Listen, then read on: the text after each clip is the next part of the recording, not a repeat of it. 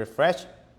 So we're going to deep dive into one of the critical concepts in any neural network, including image, audio, video, language. Everything is using the same technique, surprisingly, right? This one hasn't been improved. Like, isn't it? I guess they're still using the same, pretty much the same way of training. I don't know where it is. Hold on, right here. Okay. But the technique, the implementation definitely changes, but the technique's still the same, okay? So once we have the notion of what is, how bad our model is, it's the loss, right? And I just mentioned that this one is the mean squared error, which in our case, it's just simply, the difference between what the network is predicting, 7.745, and the ground truth, which we established that it's 10. So this is our loss, right? And then I want you to take a note of this value to see, if our network will do better, okay? And when we're training our network, what it's doing is the parameter update, right? We want to change the parameter in such a way that we minimize our loss. And just want to hammer it down one more time. When I say parameter, it's this guy right here. Wait, I should do full screen, sorry. It's this guy right here. All of this are parameter. It needs to change somehow, okay? Right? And the technique is called backpropagations. And this one is based on chain rule. So a little bit of calculus, but you don't have to be expert at calculus to follow this along, okay? And I want to show you the techniques that might help you visualize what it's doing. It's called computational graphs. Again, don't let the word scare you. It's just visualization of the gradient signal, and then when, like, how does the gradient signal change when it hits a node, and what happens when it goes out. Okay, probably doesn't make sense right now, but let's just look at the example. Okay, so let's say that I have a node. So this node can contain multiple operations. For example, like in our ANN, the node has the linear part and the nonlinear parts, right? So whenever there is something that goes in, so this is what we call the input and the output, right? This is the value. Like, think about this is just a number, right? But when we try to do back propagation, what we're doing is that we are generating something called the gradient signal. It's called G, okay? We'll talk about what the gradient signal is, but I want you to imagine that if you have something, you have the operation that has input and the output. And when you want to change something, what you want from your node perspective is what is the gradient that comes to me from the next node. The gradient signal is coming back to me. So that's why it's called back propagations, okay? And so let's assume that there's some gradient signal, some number coming in to my nodes, right? What I can do is I can use this gradient to update my weights and parameter and things like that. Like, I can use it, right? And then I can pass this gradient back to the nodes that are behind me, right? Because I need to continue this operation, right? So the way that the output gradient signal works is that the output, right, the gradient out. Oh, let me do the color. It might be better. Okay, the output is going to be equal to the input, the green one, right, times the chain rule. That's the chain rule part. The chain rule is the partial derivatives of the input and output and the input data, information, right? So it's a partial derivative of A, output, which is this guy right here, and the partial with the A that's going in. Okay, might seem a bit weird, but I just want you to kind of like to get the general flow that in each operation, if there's an input and output, which is A, right, I can always calculate what would be the gradient signal that goes out from me to the nodes behind me, or in the previous layer in this manner, okay? Okay, let's look into another example. So let's say I have another node, and this node has two input, right? A in 1 and A in 2, and then it goes out into A out. Okay, so 2 and then output 1. If this node receives the gradient signal, which is G in, this node can use this gradient signal to update its own parameter. That's what the gradient signal is for. It's for updating the parameters. But then another job, this node needs to send the gradient signal to the previous layer, because this is back propagations, right? And the way that the output gradient signal, which is going back, is like this. You have the output, right? It's going to be equal to the input,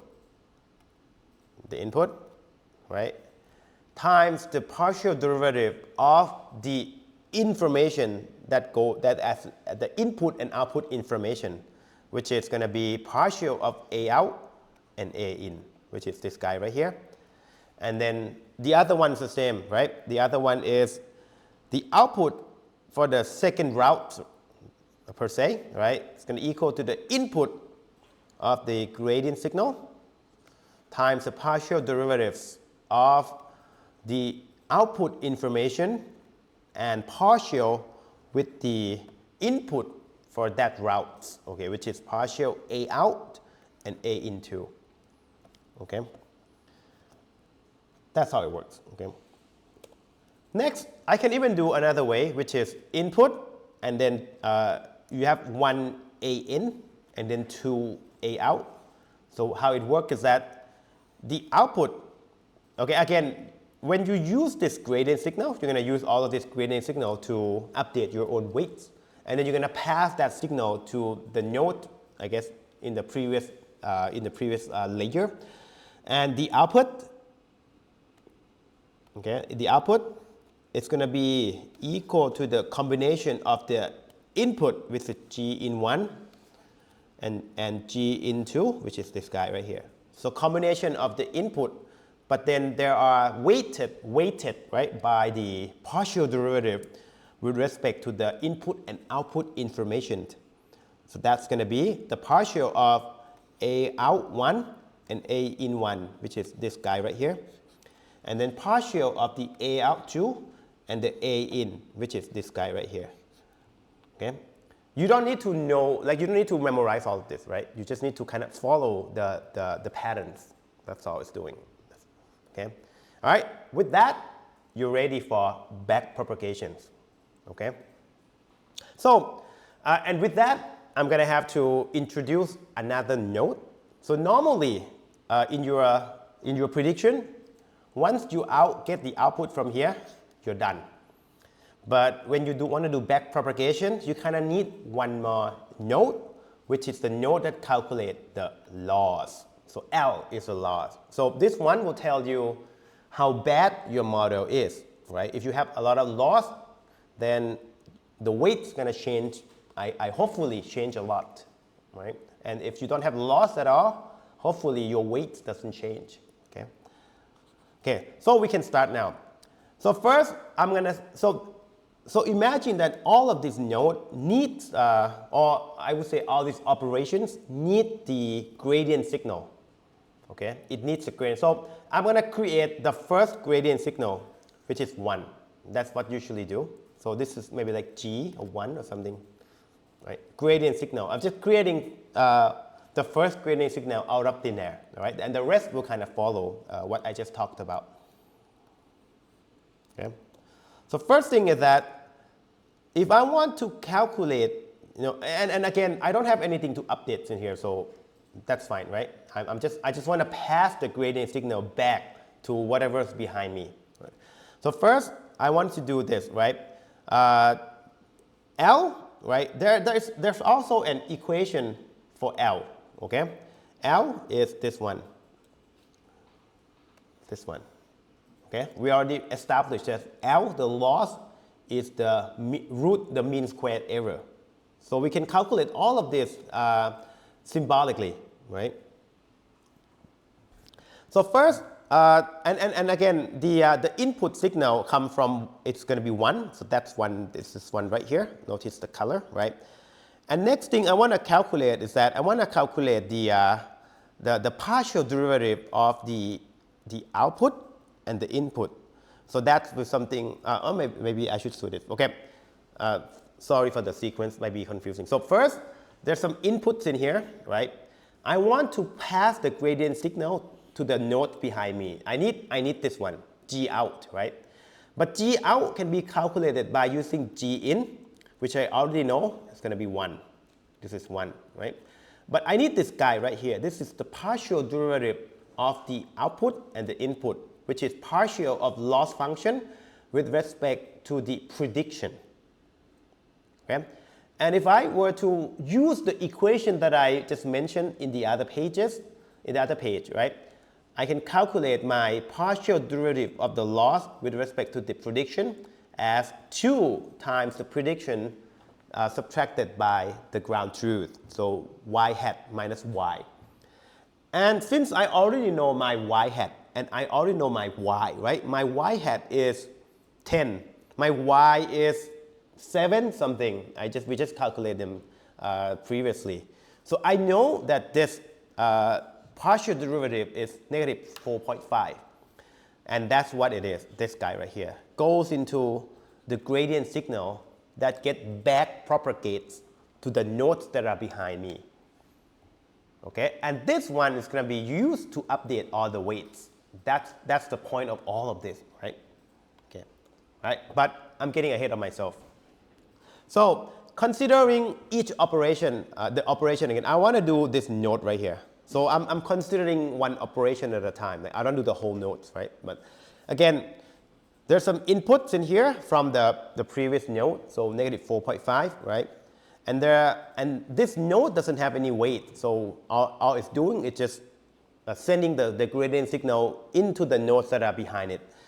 The output that it needs to send out is to be equal to the input, right? And I know that the input is negative 4.5, so that's the number that I want.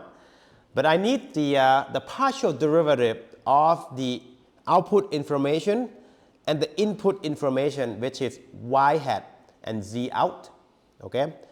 And this one just happened to be 1 because in the output node, the z out, or sorry, the y hat and z out supposed to be the same because there's no nonlinearity in the output node. Okay, just take my word for it. I know it's starting to get complicated, but just take my word for that. If you were to kind of keep track of everything, then you will end up with just 1 right here. So this one, this term becomes just 1.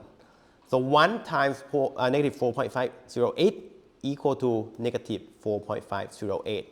So we have successfully passed the signal to the linear operations. Okay.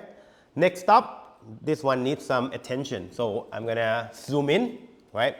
This operation is the linear combination of the input information, right? This is the output from the previous node, right? But also it also has the weights, right? Because you are multiplying the input and the weights, right? And then time adding to the bias, right? So if you remember, these are the equation that you would calculate the output information. So that is the equation that we're going to use, right? And also, we do have the gradient signal coming in, and now we know that this one is negative 4.508. And this one is going to be used to update the weights and the biases. So let's go. All right. Can you see? Is that too desaturated? Or you can look at your... Is that better? Yeah, maybe I can also utilize the zooming parts, okay? And now if I zoom up too much, then it doesn't work. Okay.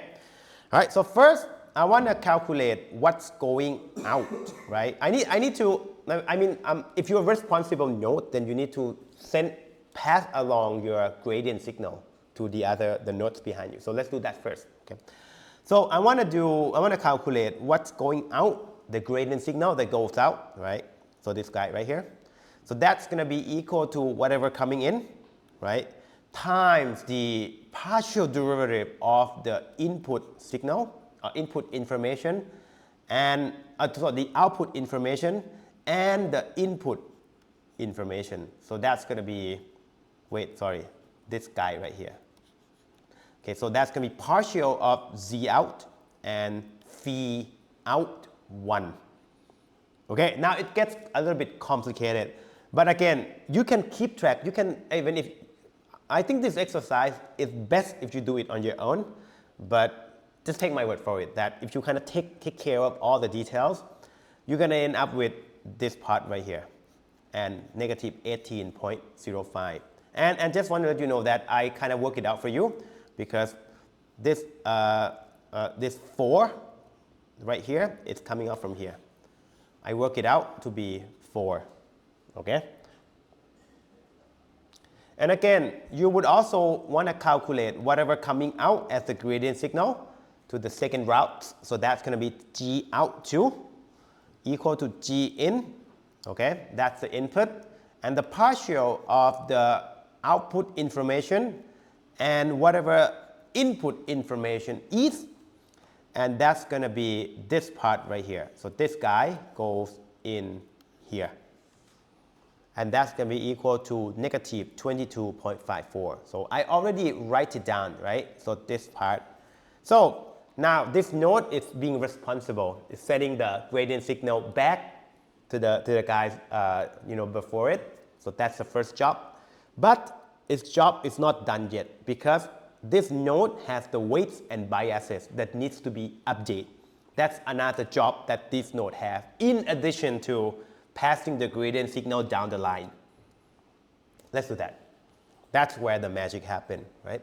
So again, this node is going to pass the gradient signal to update the weight. So I need to calculate what the gradient signal is so that I can update the weight, right?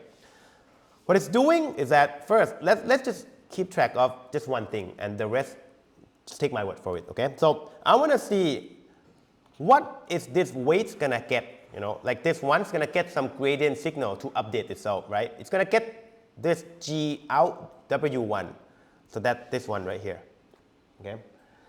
The G out W1 will equal to the input, so that's the same G in, right here, input, right?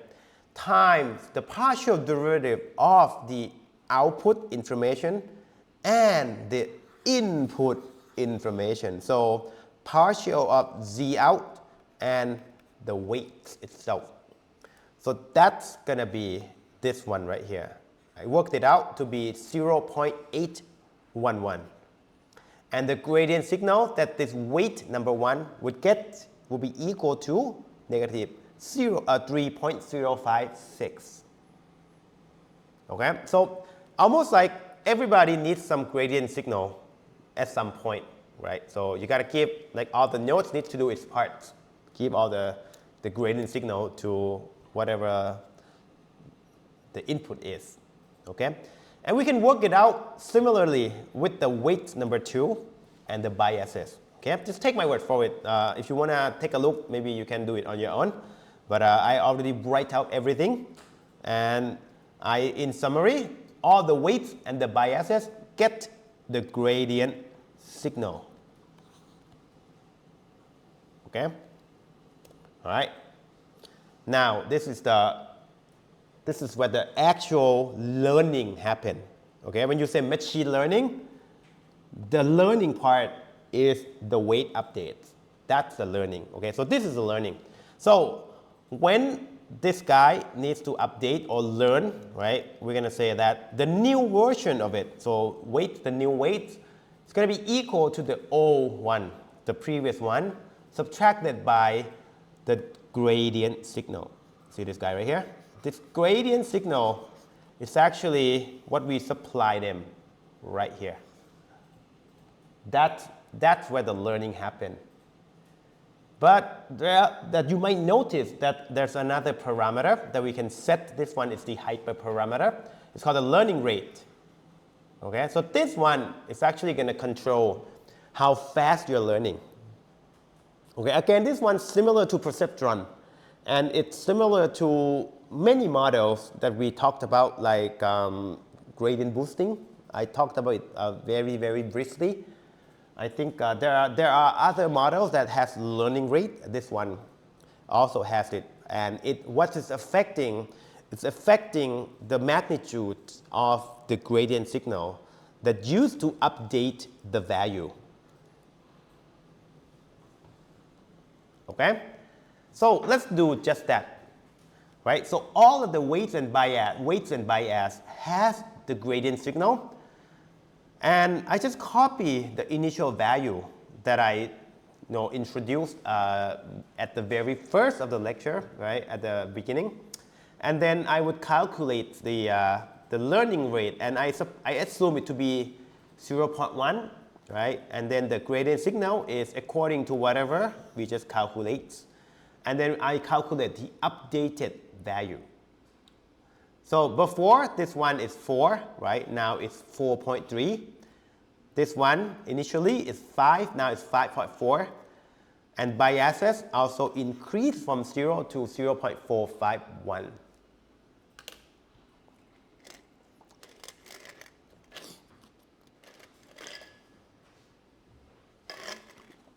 All right. Okay. And actually, if I were to track all the things that happen, since the beginning, meaning that you remember that we introduced the loss function, the loss node, right? And then we have the kind of like the activation function of the output node, and we also have the linear combination function process at the output node, and then that goes into the weights, right? So this is the path that it would take from the first gradient signal to go to back propagate to the first weight. Like that's the way that you should visualize things. Like in any of the neural network architecture, the way that the network learns is that it's got to get some loss, right? It doesn't have to be MSE, it can be anything. But you're supposed to calculate the gradient signal and it back propagates to the weights, right? And if I were to keep track of all these steps, in the end, I can combine all of this into just very simple equation, which is the partial of the loss with respect to the weight itself. And if you come from the optimization background, if you have class in optimization, you might recall that this is gradient descent. Right? If you want to optimize your objective function, which is the loss in this case, you wanna minimize your function with respect to the weight. If you want to do gradient descent or like Newton method or whatever, you need to calculate the partial of that objective function with respect to your variable. That's exactly what it's doing. This is optimization. That's all it's doing, man. Like all this crazy term about learning, there's no learning. This is just optimization in work. That's all. Where's min or max? Hmm? I don't see it. The min. Min or max? The max is, I think that's a sign in here. If you're supposed to put the negative sign, it's supposed to be max. You do something like this with the perceptron, right? I'm sorry. Okay. If you want to maximize something, there's an algorithm that based on iterating the answer, right? Okay. Let me back up.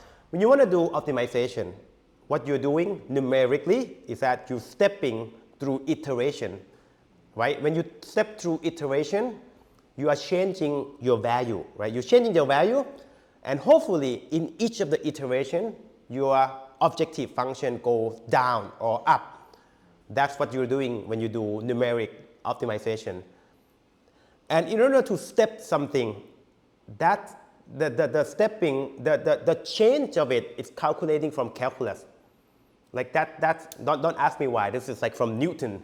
Like this is way back when the but you want to change something to the direction of the increasing value, you're supposed to calculate the partial derivative of that objective function with respect to your variable.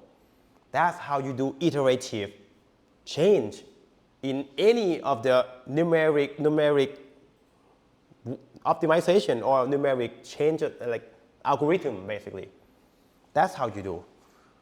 So I mean, that's what I want to convey to you, right? There's nothing magic in all of this machine learning thing. It's just math. So it's just complex math, right? All right? That's it. Okay. And then, and this is what, yeah, that's my point right here, right? So previously, we're doing something like this, right? I'm just plugging all of this in, and I'm just doing gradient descent. Same thing with perceptron, all right? Just more and more complicated, okay?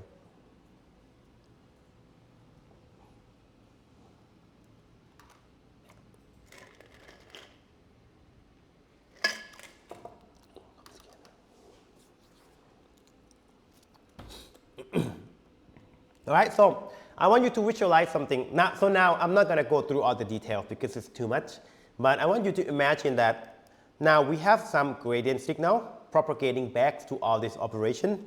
In some of the operation, there's nothing to update, so it just passed the gradient signal to the node to the operation back to the previous operation, right?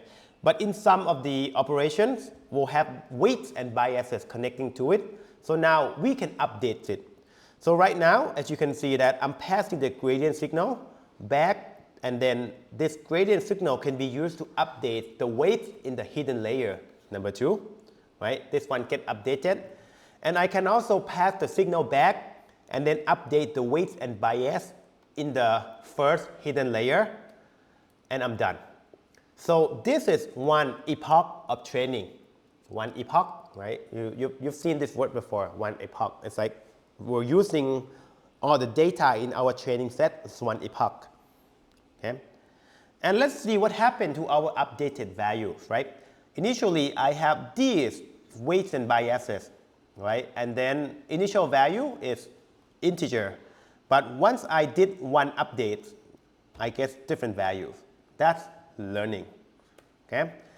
And if I were to update my prediction, recalculate my predictions again, and recalculate my prediction, then I would see that before I get 7.745, right? And my loss is 5.082. I think I told you to take note of this value, right? After I update my weight, now my prediction is closer to 10. And now my loss is reduced to 0.352. So that means that my learning, it's working, right? My network, it's getting smarter. Right? And as you can imagine that we're doing this over and over, you know, and using all of these training samples in order to, I guess, make our network perform as well as we could, right? And I guess in this case, we're keeping track of, you know, the loss, essentially. This is the loss, okay, right? And again, I can do multiple inputs and outputs, right? There's nothing much I need to change apart from the fact that the number of my input nodes and output nodes can change. Doesn't really matter. You can do anything, but behind the scene, that back propagations model will get a little bit more involved, but it's just the fact that it gets more sequence of things to do, but the math is still pretty much the same in terms of like the technicality of it. Okay. All right. So far so good. Right. Yeah, so the thing that I want you to take away is that there's no magic, right? That's all. Even ChatGPT, it's not magic. All right, so let's talk a little bit about activation function, because this one it matters a lot in your in the performance of the model. So as I was telling you, there's sigmoid and logistic function. That's the classical one. As I was telling you that the sigmoid function will always gonna squash the value between zeros and one, always. No matter what the input is, the output's gonna get squashed. You know? And that squash, it's actually, so first of all, people start to get some weird result from this. I mean, it works in a lot of ways, but the fact that the result is zeros and one, it's the output, sometimes it kind of throws things off a little bit in terms of numericals. So people come up with a new way of doing, which is hypertangent function. So that is the equation, right? And the only difference is that now I guess the range is larger, but then you can also go into the negative area. So when people use the hypertangent function, they want the network to be able to output the negative value. And that's something that you gonna have to decide if that is something that you want or not, okay? So, I mean, if you want to do like classification, it doesn't make sense for the network to produce negative value. But if you want to do like regressions, then maybe negative value is quite important, right? Yeah, I think it's fairly important for the network, for the nodes, not the network, the nodes to be able to output the negative value. But I mean, don't get me wrong.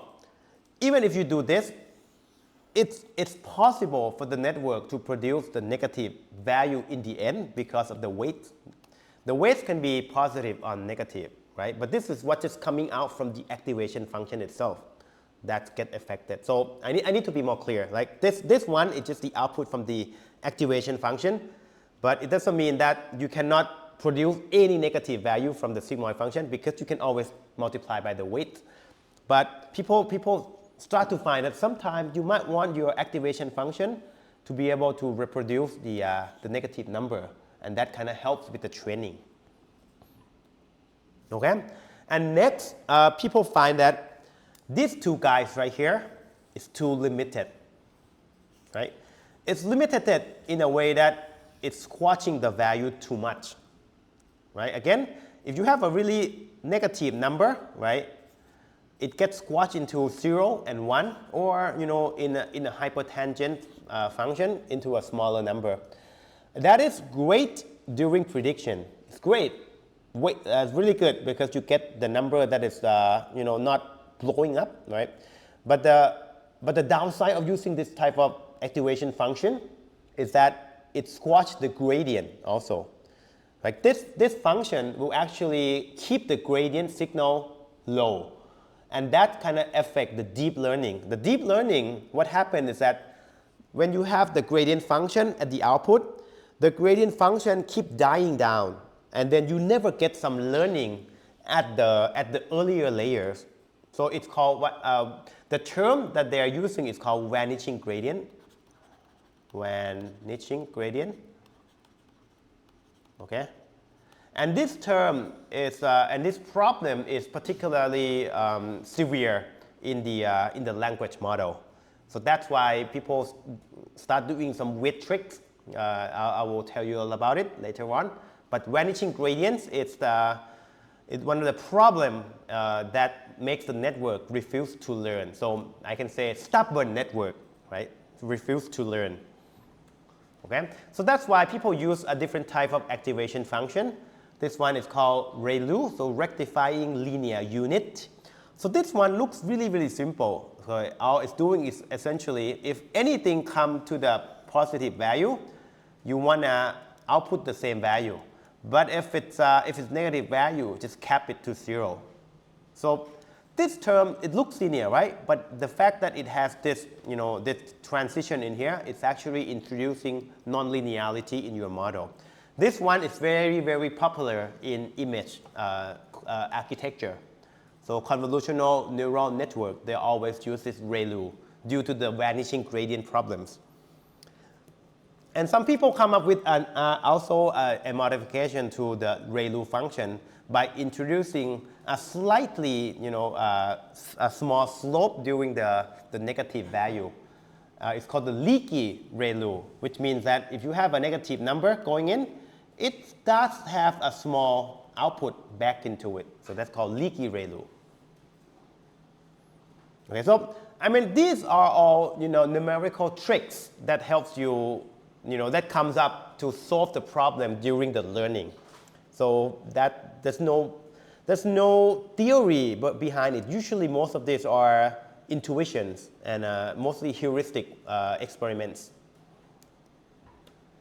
All right. Next thing we're going to talk about is optimizer. Okay, optimizer is something that we use in our optimization problem. As I was telling you before, the task of learning in any machine learning is optimization, minimizing the loss function with respect to weights and biases, right?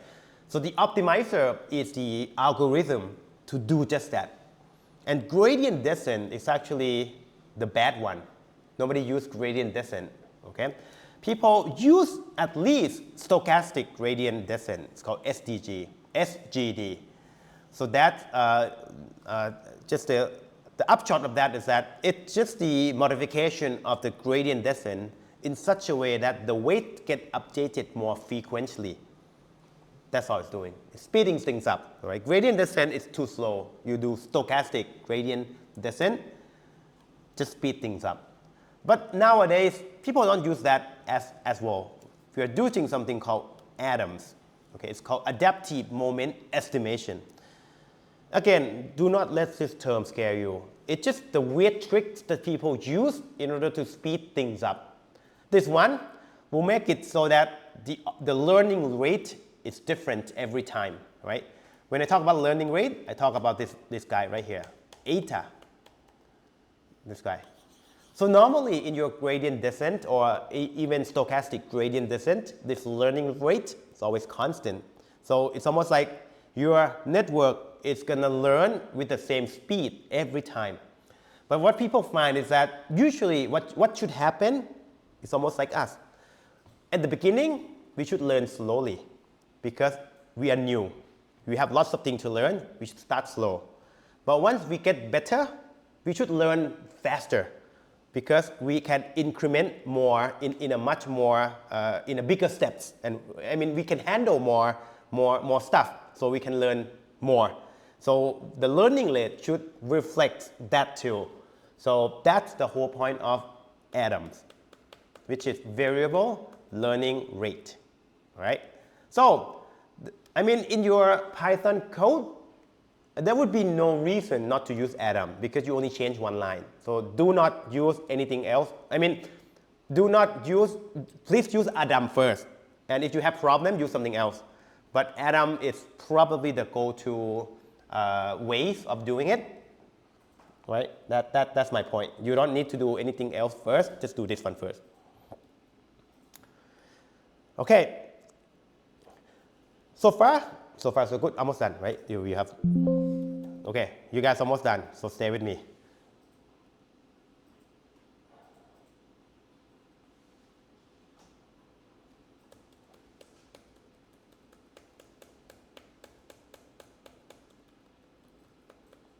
Okay, so far so good.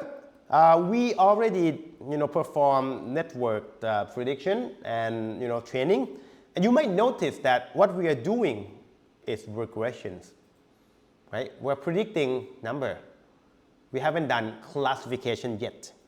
But then there's nothing preventing us from doing classification though. We can do that, right? But we just need a little modification in the output node.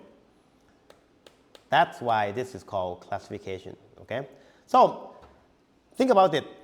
If you want to predict something, so let's say you want to do forecasting, you want to predict the price of your products, right? If you want to predict the one product, you need one output node. So you can have something like input going in. Maybe you can even have multiple input. It goes into hidden layer, right? So hidden layer. This is input, right? But the output is always going to be one output. That's kind of like the way that you would do if you want to predict, like forecast your product price, because it only output a number, like 10.5 or something. That's regressions.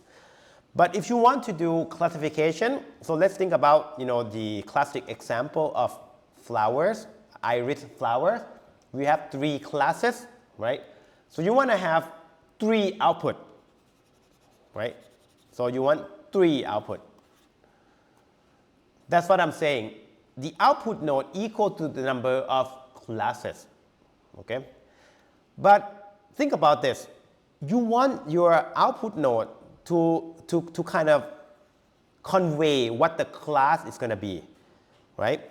So think about this. These are, have you ever heard something called probability distribution? Probability? Stat guys? Statistic guy, yeah. So probability distribution is like, how much are you confident about this thing? So if you have 3 things, right? And then you are 90% confident that this, whatever it is, it's going to be at this class. This is 0.9. And if you're confident about like 5%, it's going to be this class. This is 0.05. And another 0.05 is here. But in the end, all of this has to be equal to 1 though. You have to add everything up to 1. That's why it's called probability distribution, because you have 1 and you distribute your probability into all of this prediction. Okay, so that's the concept. So if I want to predict, let's say I have the nodes, right? I have 3 output nodes. Let me just write it. Let me just delete everything here first. Okay. If I have 3 output nodes, right? This is the output, right? It's outputting 3 value, right? If this node represent class 1, C1, let's say it's C1.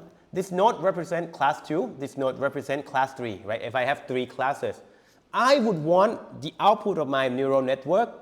If I know that my answer is class number 1, I want this node to output 1, 0, 0. Right? This is the best case scenario if the node would predict class 1, because the model is 100% confident that the input is corresponding to the class number 1. Like the prediction is 100% confident that it's going to be class 1. If I want the model to predict class number 2, the best scenario would be 0, 1, 0.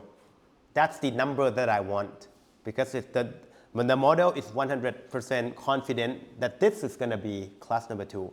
And if you want a class number 3, it's 0, 0, 1. This type of prediction is called one-hot encoding, because it's only 1 in one class. The rest is 0. It's like one thing happening at a time. That's called one-hot encoding.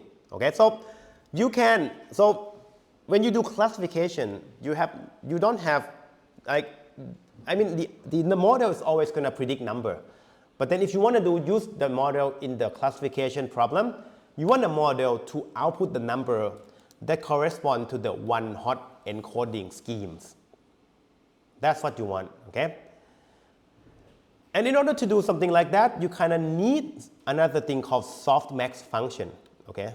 So this one is a function that converts whatever you have into something that are resembling probability distribution. So let's say if you have like a random number like 1, 100, 23, and like 2000. Like you have a bunch of number, and you want to convert all of this to probability distribution, meaning that this number should be the highest probability, right? And this number should get the lowest probability. This is a function to use. It's called softmax, okay? So the softmax is a function that converts the series of output from your network into probability distribution, which, in the end, you want your probability distribution of your model to become like one-hot encoding scheme. And that is how we calculate the loss, okay? The loss is called and then the loss function is a function of that exactly probability distribution. So that is something that, that they're using. I know that this one is quite complicated. It takes me some time to kind of get a grasp of it, but I want you to get the, just want to get you the whole idea of it first, right? The whole idea is that if you want classification, you need a measure of confidence. In order to get that confidence, we're gonna use softmax function to convert whatever number into the confidence. The official term for that is called probability distribution. Once we get the confidence or the probability distribution, we're going to use that one to calculate the loss function. Once we get the loss function, we're good to go, right? Because now we can do the gradient signal, we can do the back propagation, we can update the weights. The same thing that we just talked about. You only need to modify what happened at the output and modify what the loss function is. Okay? All right? So, for example, I want to show you what the loss looks like, right? So, let's say this is my ground truth. Let's say my ground truth is like, I want my model to predict class number 2. That means that I want my model to output 0, 1, 0. That is the one hot encoding way of representing class number 2. Like I want my network to be 100% confident that it's going to be class 2. That's the meaning. This is the probability distribution, right? But what if my prediction is not like that? It's like this, 0.05, 0.95. So the network, instead of being 100% confident, is only 95% confident. There's going to be a loss. And the loss is calculating using that what is called the categorical cross entropy loss. Again, don't let the name scare you. It's just a way of turning the probability into some number corresponding to, if it's not 1 and 0, there's going to be some non-zero value coming out, which is that guy. So this guy right here is your loss because your network is not 100% confident. It's only 95% confident. And this loss is going to drive the gradient signal, update the weight, and hopefully next time it's going to be more confident, closer to 100%. That's how you train the model with classes. Okay? All right, so that's the whole thing. That's what I was telling you, that instead of having just the regular output, right, you're going to feed it to the softmax function in order to convert into the probability distribution, and then feed it to the cross-categorical entropies, and you get your loss.